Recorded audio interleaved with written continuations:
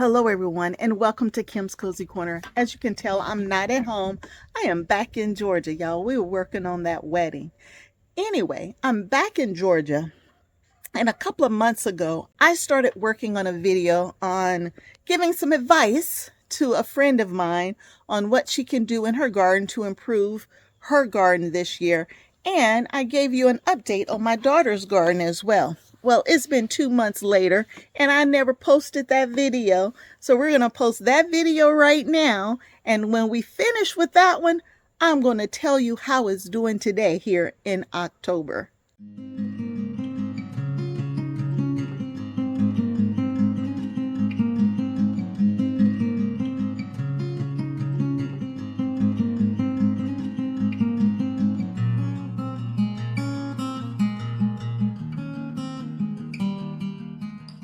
Hello and welcome to Kim's Cozy Corner. I am not at home. I'm actually at a friend's house and I'm getting ready to give her some advice on how we can improve the overall production of the garden she's starting.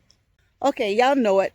I'm in Georgia again because we're still working on this wedding, y'all. But while I'm down here in Georgia, I'm stopping by a friend's house who has, by the way, an absolutely beautiful property. And she's trying to grow a few vegetables while she's at it. So we're going to look at some of her problem spots and how we can improve them, as well as how we want to think about setting up this garden for next year. This is the first area that we're going to look at. So in here, she has one banana pepper plant and she has one tomato plant. Now this pepper plant's doing pretty good. It has nice blooms on it and everything. We do need to water just a little bit. And I've already talked to her about getting a liquid fertilizer and fertilizing every 10 to 14 days or so. This tomato plant doesn't look so good. Something has really eaten this tomato plant away. Now, my first thought was that it's a hornworm. Everything's a hornworm when it comes to tomatoes for me, but that's not what's going on here. The more and more we look at this plant, we are seeing little pieces of some type of animal poop. It's on the ground right here, and it's all around this way. So she has some type of animal coming in and having a buffet on this plant at night. So we're going to try to get some chicken wire to put around here to see if we can save this plant. Now, there was only one plant in here, and most of it's been eaten away over there. But this one vine right here is looking really good. Now this vine is coming from that plant right there. But you can see it's nice, green, and full because it has rooted itself right here. So it is getting its nutrition from here versus being attached right here. So we now know what we need to do to try to save this plant here. One of the other things that we've talked about over here is that she has this metal raised bed that she put in place, and she used, I think it was garden soil or raised bed soil or something like that. And so the soil is only about 4 inches deep, if that, in here. So I told her we're going to bring the soil level up to that first ridge right there, because her tomato plant needs a little more soil in order for it to get healthy. And instead of using that raised bed soil that she has, I am encouraging her to buy a potting mix, a good potting mix, to top this bed off and bring it up another 4 inches or so. And so then she's going to have about 8 inches of soil in here, which is more than enough to grow anything she wants to grow in this space. Now, as we look at the area that we're in back here, and so she has a beautiful, huge backyard, and the sun comes up over here and it goes around and it goes down over there on that side of the house. So this bed right here really gets full sun all day long. Now we are in Georgia, y'all, so it's going to be 90 degrees today, so they still have plenty of season left. But it doesn't get that cool down here either. So she could actually do cool season crops right here in this bed this fall. And with it being so close to the fence, And the heat coming off of that fence, since the sun is behind me, it's going to help keep those cool season crops warm even in the winter months. And so she may be able to grow all the way up through, maybe January even down here in Georgia. So this right here are the different types of soil she's been using. So garden soil, all-purpose garden soil, is not the answer. It has nothing to do with Miracle Grow. Let me be clear. It has nothing to do with the Miracle Grow name brand. But garden soil, in my mind, is not the right soil for raised beds, or definitely not for your green stalks. This organic raised bed garden soil, I actually use some of this in the bottom of my raised beds, but in the top 4 to 6 inches, I use my traditional Fox Farm potting soil. She also has a GreenStalk over here that she set up early in the year. Now, again, y'all, we are in Georgia. It's been a super, super hot summer. Now, they've been having a little more rain than we have. So from a watering standpoint, she's in a little better shape than I am. But y'all, it's hot. It's hot.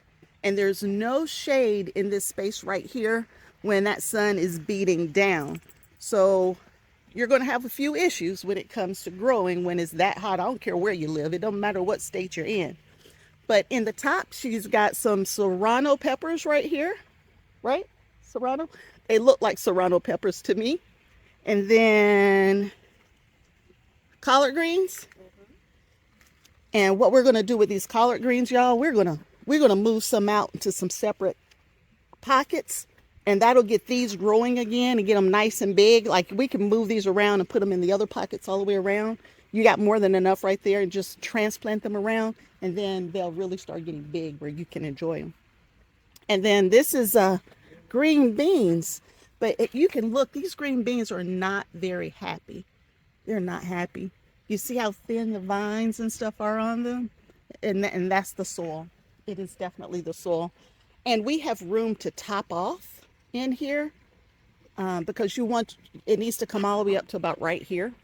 So we got a good 3 inches or so in each one of these pockets that we can top it off with that good potting soil. And these might try to come back. Okay. Because they want to live. Everybody want to live. Hey, baby, we're going to get you the right stuff. You're going to be all right. Let's see what else you got. Oh, look at the little melon. That's a cantaloupe. Yes? Mm-hmm. And it's not going to get any bigger, but it still should ripen though, because you can see it's getting the brown or that stuff right there on it. Mm-hmm. So it's trying to ripen. That's good. This is, don't tell me. Weeds. Ooh, I never would have guessed it. Weeds. Okay. I wouldn't have guessed that. I don't know how. Well, it's wood chips. Spores are going to go everywhere. Now this plant, I believe is serranos as well, but you see how it's light yellow compared to this one right here? Mm-hmm. That one needs some fertilizer. So, but we'll just fertilize from the top with the liquid fertilizer, and it'll feed all the pockets. And then there was some cucumbers on here. That's still cantaloupe. I thought you said you had cucumbers. I took them the cucumbers are already out. Mm-hmm. All right, so y'all, we have opportunity in this GreenStalk. We got room to move some stuff and have some fun. We're going to play a little bit in this GreenStalk today. All right, what else do we have? Okay, all right. So we have another GreenStalk over here. And y'all, you have to get used to like where you live, because my friend used to live in Southwest Ohio where I live, and she's relocated down here to Georgia. So the way she grew in Ohio is not going to be the same as the way she's growing down here, because y'all, it's hot down here. Did I mention it's hot down here? If I didn't say it, let me say it now, y'all. It's hot down here. This is different. This is not Southwest Ohio heat. This is something totally different. But let's get back to this plant. So we have, that's peppers. I know those are peppers you put seeds in. All right, so these are pepper seeds. And we got to pull those weeds out. These right here will vine and take over this weed right here. I hate this weed, but it'll take over your, just throw it over there. It'll take over. Supposed to be kale. Not kale. It could be kale. This could be kale. It's kale. Okay. But it's not happy either. Mm-mm. And the growth has been stunted. And so Not enough dirt. I think it's the type of dirt again. In our green stalks, we want to try to put as much potting soil as we can. Now I'm playing over here. Hey, Pepper. Right? Okay. Yeah, we're gonna make it healthy. And you got 2 or 3 of them real close together. We're gonna separate those out. We can even put them over there if you want in the other one. And let's see if we can make them happy. Okay. Your green beans right here are not very happy, but we're gonna work on that. Those are beets. Yeah. And They don't look happy. they don't, that's, I'm not good at beets, but yeah, they don't look happy. But I don't know why. It looks like they're shriveled up. Mm-hmm. But all right, y'all, you see what we're going to work on? This is what we're getting ready to get busy with today. Here's a picture of my daughter's green stalk that got set up. At least they did get some tomatoes. There's some tomatoes there. Some of this, y'all, was overwintered. Like this rosemary right here. They got peppers coming in like crazy. There's some more tomatoes down there. Oh, that's a nice big, I think that's a chili pepper if I remember correctly. Uh-oh, I don't want to pull it too much. There's more tomatoes back there. The basil has gone to seeds. You need to pinch the top out of that. I'll just do it for her. Uh-oh, maybe I won't. There we go. So I got the top out. That'll keep the basil from going bad. This was German thyme, and you can see she's been harvesting the German thyme. Uh-oh, I knocked a tomato off. She's gonna be mad at me. There's some more tomatoes right there. I gotta get the top out of this one. That way it'll keep growing for her.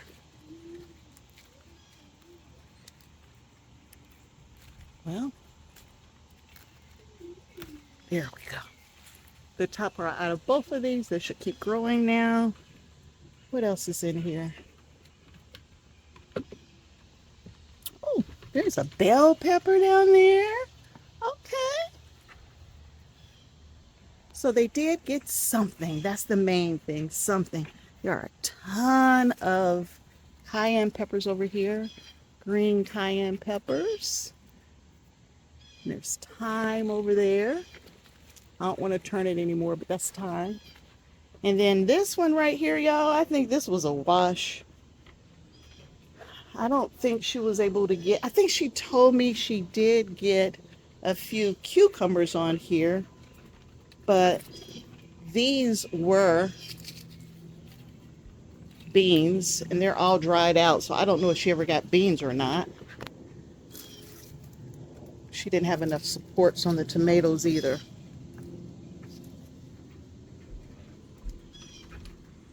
Oh, she did get beans. She did, because here's some little baby beans.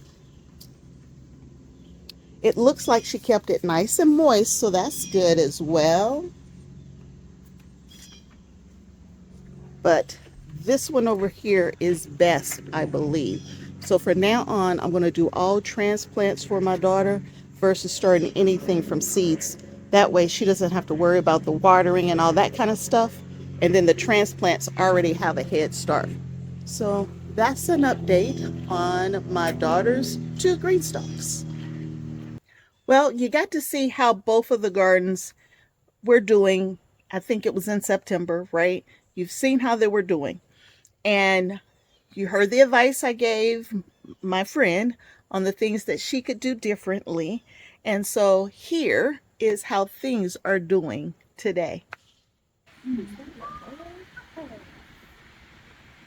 Here is my friend's green stalk. After I gave her a few pointers on what to do. Y'all, look at them beans. Look at them beans right there. And then she set this one up as well. She got peppers up top. Those are serranos, y'all. And it looks like collard greens. Now that might be a cabbage right there. But y'all look at her green stalks. Looking good, looking good. I know it's only a short clip, but y'all, did you see those beans? Her green stalks are flourishing, flourishing. And I asked her, I had to ask, what did you do? I mean, did you take into consideration all of the tips that I gave you? Like what was that thing that you did? She says, I bought Happy Frog online and had it delivered to the house. So soil makes a huge difference. She has the perfect sunlight, but what she didn't have was good quality soil. And now she's only going to be buying Happy Frog. Happy Frog need to make me an affiliate because I'm telling you, this stuff works. And so that was the quick update from my friend's house. And now you're going to get to see how one person down here in Georgia figured it out and they're doing well. And now, y'all, I'm going to share with you how my daughter did. It's the opposite, y'all, complete extremes. But here's my daughter's update. So since I'm back in Georgia and I'm giving you an update on all of the people I helped with their green stalks during this time. So I'm going to also give you an update on my daughter's garden or green stalks as well. Now we are in October now. So if I haven't mentioned it, we are now in October. I showed you how my friend's garden was, and I gave her some tips. And I told you about my daughter's garden and talked about some things of what we're going to do differently. Now we're in October, and let me show you where we stand in October. Now, my daughter continued to keep this one going mostly. Mostly she kept this one going. So she still has peppers down here. They harvested a ton of peppers, and these are actually just drying out here on the green stalk.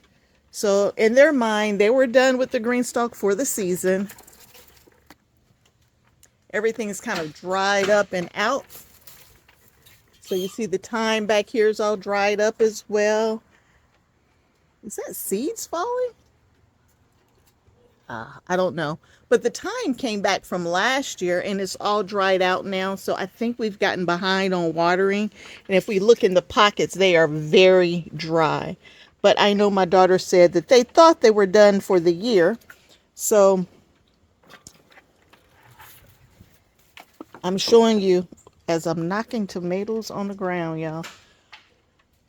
And acorns are falling and going to hit me on the head if I'm not careful here. Anyway, she's at the end of the season, and I just wanted to be able to share that tons and tons of cayenne peppers, that's what did the best for her. They did get lots of bell peppers as well. Everything's dried out, but if she had continued to water, she would still be getting peppers now. This right here is the rosemary plant. This came back from last year and is still in here this year. So they can still harvest from the rosemary as well. But all she got to do is start watering a little bit and she'll be all right.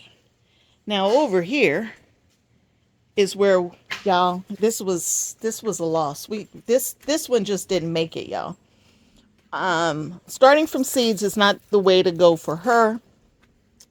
She never got any tomatoes off of this one at all. Only thing she got off of this was some lettuce and some green beans and I think she said a cucumber or two. And that's it. This one did pretty bad. Now, one of the things I'm always talking about is really understanding your sun. And I'm going to turn this around. So she is surrounded by trees. Completely surrounded. She got just a little bit of daylight right overhead of this